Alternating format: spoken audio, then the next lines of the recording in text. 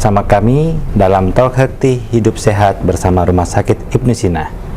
Kita akan terus membahas gejala-gejala, penyebab, dan penanganan penyakit stroke.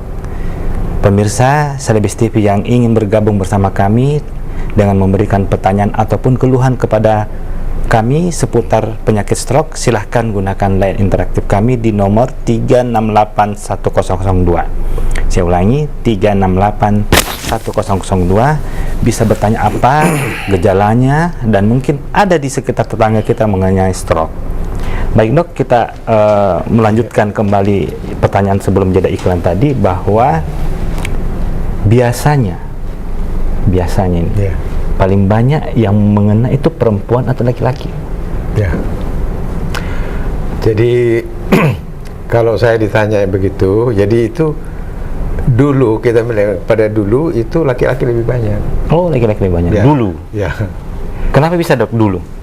Karena laki-laki yang lebih banyak keluar, banyak makan, banyak ini, banyak stres, banyak ini. Nah sekarang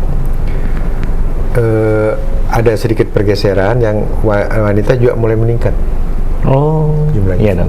Ya, terutama pola hidup yang makan banyak, sampai ada gula apa semua. Diabetes dok. Diabetes itu merupakan faktor pencetus juga. Oh, jadi diabetes itu faktor pencetus juga dari bisa kena stroke. Iya. Ya. Berarti sekarang di era sekarang ini sudah sama antara, ya hampir sama. Mungkin lebih banyak. atau mungkin lebih banyak perempuan lagi sekarang. Oh, berarti pemirsa yang menyaksikan Celebes TV, bahwa saat ini sudah banyak yang kena stroke itu adalah dari kaum wanita. Jadi hati-hati bagi wanita, bisa warning. Ya, lagi, saya lupa lagi tambahkan. Jadi kalau dulu stroke itu umumnya di kota-kota besar, di Makassar saya ingat dulu ya. Tapi sekarang di kabupaten juga. Oh, sudah banyak. Sudah banyak juga. Oh, Dan juga ibu-ibu juga. Ini stroke bergaul kayaknya. ini yang kita juga harus waspadai ya. Pertanyaannya dok, yang dokter tadi sampaikan, kan sudah sampai ke desa. Iya. Apa sih peran pemerintah untuk bisa menjadikan Indonesia bebas stroke? Apakah memang ada upaya ke situ dok? Ya sebenarnya dari beberapa itu kita ada, ingat itu namanya yayasan ya, yayasan stroke. Ya Troki itu sudah di tiap itu sebenarnya ada bergerak, tetapi mungkin kita belum begitu mengenal ya. Iya dok. Kalau tidak salah itu dulu itu ketuanya almarhum Pak Sudomo itu dulu. Iya dok. Ya, kemudian sekarang itu Profesor Dr. Haryono Suyono itu kan semua yang mantan Menkokes lah. Ya, itu yang stroke itu mereka mendirikan suatu yayasan, memberitahukan kepada masyarakat bahwa Pak penjaganya begitu. Karena kalau kan kita takutnya itu kalau sudah terkena stroke ada yang hilang begitu sembuhnya nanti. Apakah ada upaya dari Ikatan Dokter Saraf mungkin yang bisa menurunkan tingkat stroke yang pembunuh ketiga? Ya mungkin bisa keempat, mungkin bisa kelima dari tahun ke tahun gitu dok. Apakah memang ada upaya yang bisa kerjasama dengan pemerintah sehingga bisa mengurangi tingkat penyakit stroke ini untuk masyarakat? Ya, saya kira menarik sekali itu pertanyaannya. Jadi baru-baru ini kira-kira tanggal 23 yang lalu ya, baru 1 minggu yang lalu itu saya kebetulan mengikuti pertemuan nasional stroke ya. Itu sempat di launching oleh kerjasama Perdosi, Perhimpunan Dokter-Dokter Saraf itu dengan Kemenkes untuk melakukan suatu stroke registry. Jadi kita bergerak seluruh Indonesia untuk mencatat bagaimana trennya stroke ini. Dari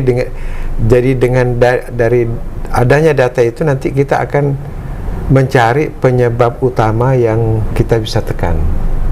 Misalnya nanti bahwa dari data ini kelihatan bahwa yang paling banyak oleh karena hipertensi. Mungkin nanti penekanan kita untuk menurunkan hipertensi. Ya.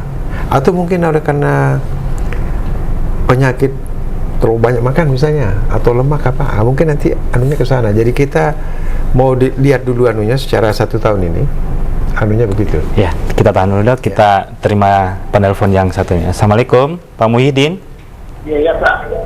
Ya, apa kabar Pak? Assalamualaikum. Waalaikumsalam. Waalaikumsalam.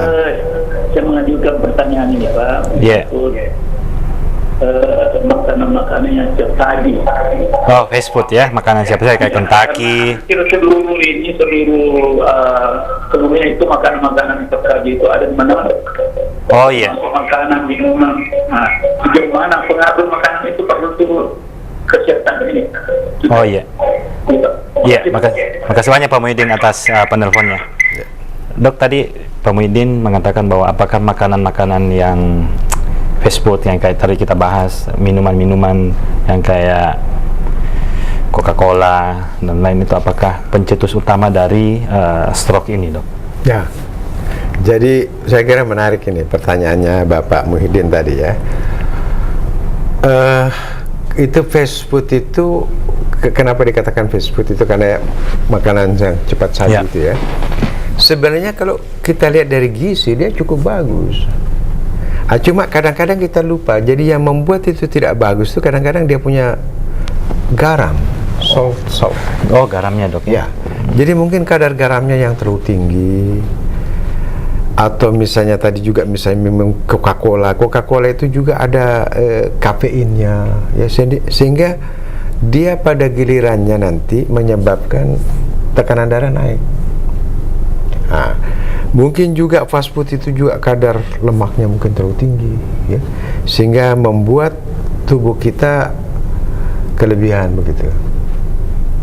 Ya, dok. Nah, itu yang kadang-kadang ini. Kemudian lagi komposisinya mungkin karena kita kurang ini makan sayur misalnya ya, buah, itu komposisi